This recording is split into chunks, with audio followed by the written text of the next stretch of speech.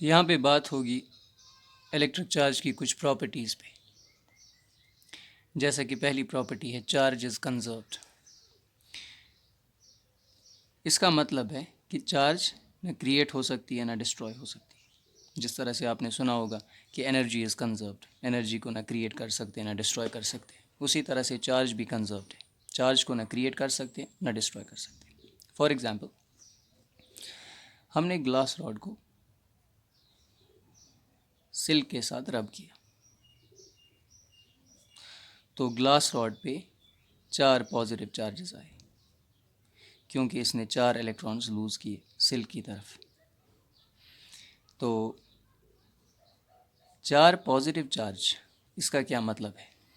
देखिए, एक इलेक्ट्रॉन के पास इतनी चार्ज है 1.6 टाइम्स 10⁻⁻19 कूलम। मैग्नीट्यूड, अगर हम मैग्नीट्यूड की बात करें, साइन को छोड़िए यहाँ पे माइनस, मैग्नीट्यूड की बात करेंगे तो एक इलेक्ट्रॉन के पास इतनी चार्ज है 1.6 टाइम्स 10⁻⁻19 कूलम। तो 4 इलेक्ट्रॉन्स के पास कितनी चार्ज हुई? वो तो हुआ 4 इंटू 1.6 इंटू 10⁻⁻19 कूलम। यहाँ पे जवाब आएगा 6.4 टाइम्स 10⁻⁻19 कूलम। 4 इलेक्ट्रॉन के पास इतनी क्वांटिटी ऑफ चार्ज है। तो जब हमने ग्लास रॉड को सिल्क के साथ रब किया तो मान लीजिए कि इसने 4 इलेक्ट्रॉन्स लूज़ किए, यानी कि इस पे 4 पॉजिटिव चार्जेस अपेयर हुई। ये बात हम ऐसे भी कह सकते हैं, इस ग्लास रॉड के ऊपर इतनी चार्ज अपेयर हुई, इतनी कूलम चार्ज अपेयर हुई, 6.4 टाइम्स 10⁻⁻19 कूलम। ग्लास रॉड की सरफेस के ऊपर कितना चार्ज अपेयर हुआ? 6.4 टाइम्स 10⁻⁻19 कूलम। ये बात कहने का ये दूसरा तरीका है। ग्लास रॉड ने 4 इलेक्ट्रॉन लूज़ किए, या हम ऐसे कह सकते हैं कि ग्लास रॉड की सरफेस पे इतनी पॉजिटिव चार्ज अपेयर हुई, इतनी पॉजिटिव चार्ज, इतनी quantity of positive charge 6.4 times 10⁻⁻19 coulomb. तो सिल्क पे क्या होगा? सिल्क पे इतनी ही quantity of negative charge appear होगी, -6.4 टाइम्स 10⁻⁻19 कूलम।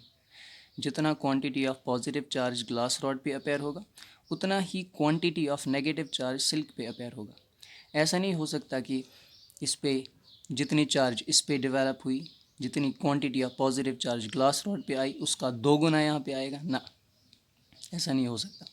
ना ही ऐसा हो सकता है कि अगर इस पे 6.4 टाइम्स 10⁻⁻, इतना कूलम चार्ज आया तो इसका आधा इस पे अपेयर होगा नेगेटिव चार्ज का, वो भी नहीं हो सकता। जितना क्वांटिटी ऑफ पॉजिटिव चार्ज यहाँ पे अपेयर हुआ, उतनी ही quantity of negative charge silk पे अपेयर होगी।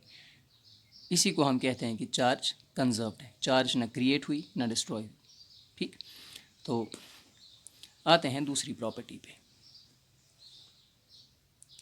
Charge is quantized.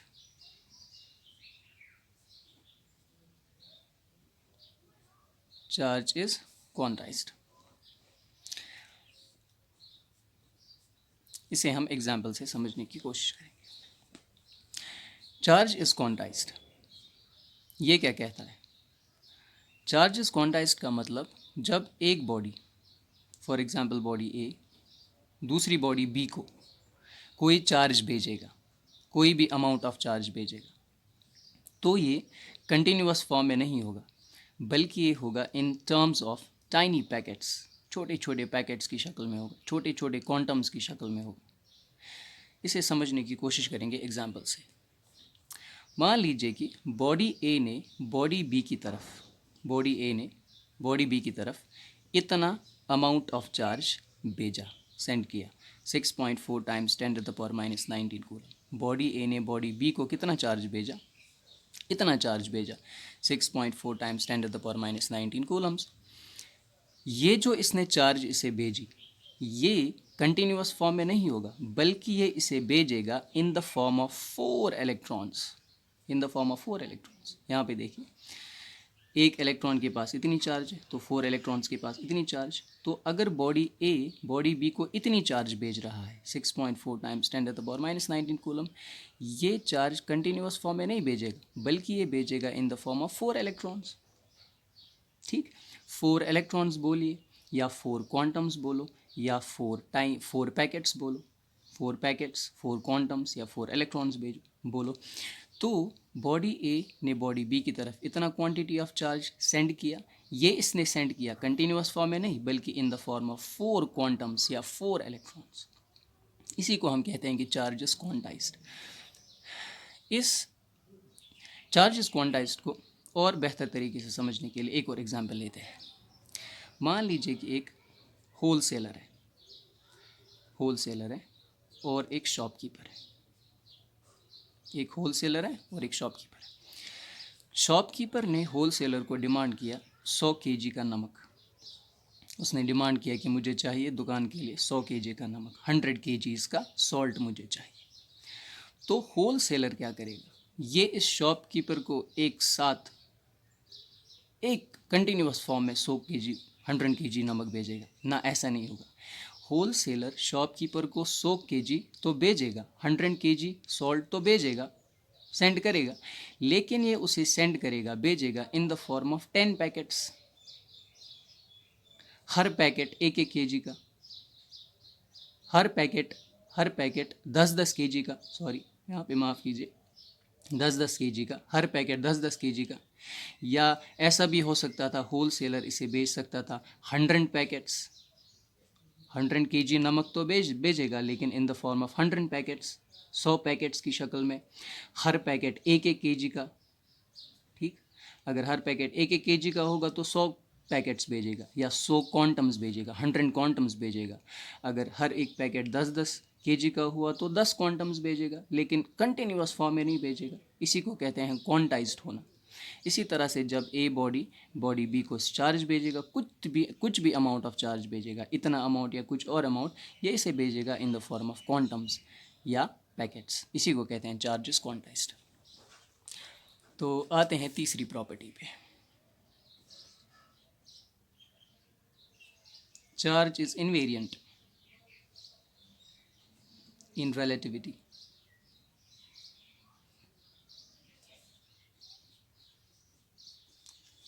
Relativistic physics के हिसाब से चार्ज इनवेरिएंट है, चार्ज मैस की तरह नहीं है।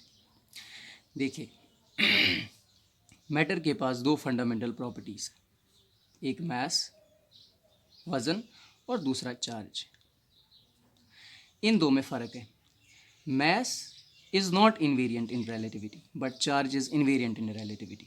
इसका मतलब ये हुआ, देखिए अगर एक इलेक्ट्रॉन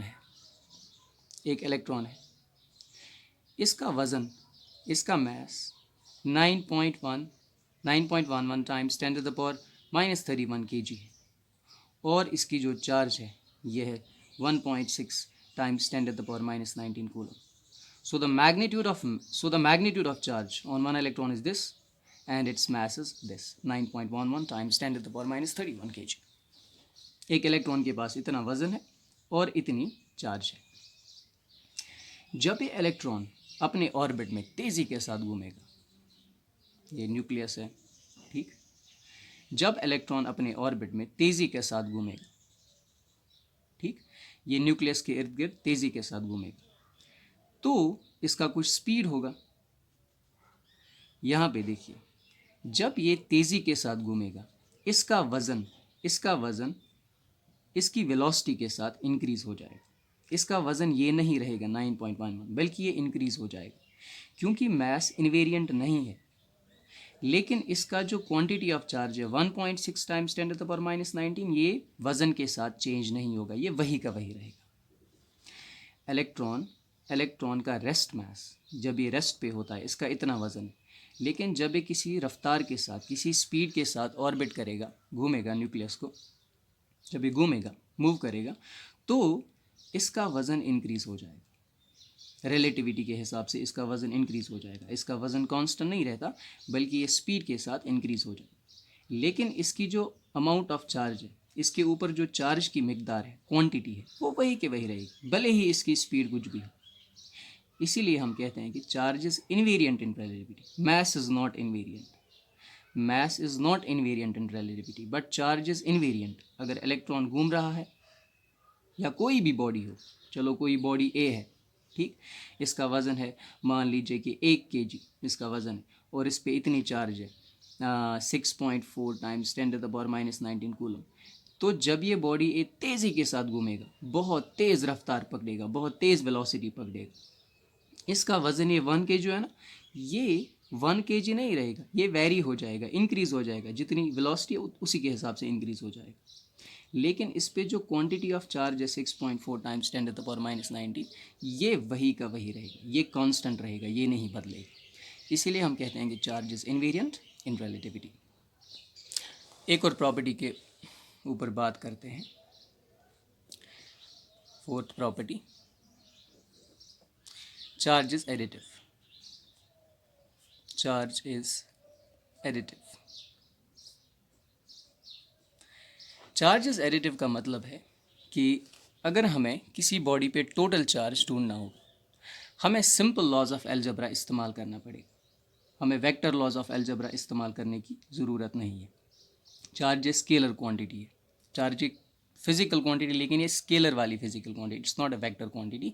तो चार्ज को ऐड करने के लिए, टोटल चार्ज को ढूंढने के लिए, फाइंड करने के लिए हमें सिंपल लॉज ऑफ अलजेब्रा इस्तेमाल करना पड़ेगा, वेक्टर लॉज ऑफ अलजेब्रा इस्तेमाल करने की ज़रूरत नहीं है। तो फॉर एग्ज़ाम्पल, अगर कोई बॉडी ए है, इसके पास चार्ज थी 1 कूलम, सपोज 1 कूलम, हमने इसको बाहर से 2 कूलम और दिया या और 3 कूलम्स चार्ज दिए, तो इस पे जो टोटल चार्ज आप ढूंढेंगे ये आप कैसे करेंगे? जिस तरह से सिंपल अलजेब्रा 2 + 2 = 4, 2 + 3 = 5, सिंपल अलजेब्रा इस्तेमाल करने की ज़रूरत है। 1 coulomb plus 2 coulomb plus 3 coulomb, तो इस पे टोटल चार्ज आई 3 + 2 5 + 1 6 कूलम, इस पे नेट चार्ज या टोटल चार्ज है। इसी को हम कहते हैं कि चार्ज इज़ एडिटिव। चार्ज को ऐड करने के लिए वेक्टर लॉज की ज़रूरत नहीं है, सिंपल लॉज ऑफ अलजेब्रा इस्तेमाल करेंगे तो टोटल चार्ज मिल जाएगा। ये लेक्चर यहाँ पे ख़त्म करते हैं। Good bye.